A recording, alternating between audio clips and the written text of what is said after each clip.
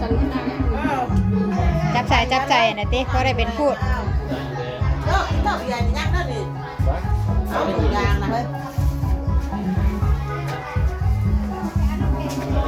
ได้ถุงยางมันเฮ้ยได้ด่างถุงยางเลยเพราะอะไรมาน้อยถุงยางมันเฮ้ยเอาตัวไหนก็เอาติ เอา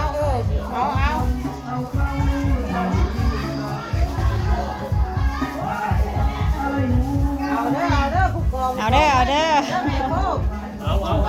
เรียบร้อยแล้วบ่ ผู้อยู่เอาคนที่ไม่กินน้ำน่ะปันกัน ปันกัน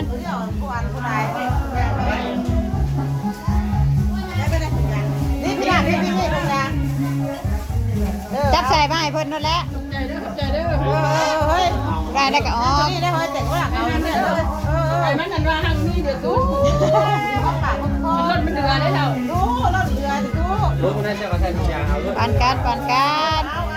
ได้แล้วก็ออก ได้อยู่หรอได้อยู่พูดผู้กองมาต้มใส่ผักอีเล็กบ่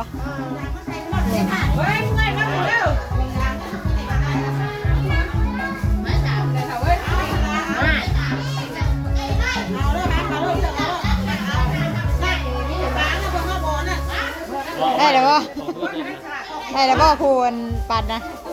ผู้ปั่นได้ยี่บ่ติ กูปั่นได้กูปั่นยังไงจักกูปั่นเอาก่อนวะยันมาได้เด้จ้ะกูปั่นเอาก่อน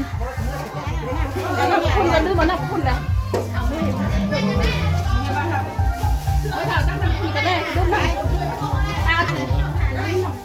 ได้แล้วบ่ เลือดหนาวนี่แม่ไป เรียบร้อยแล้วเนาะดูดิ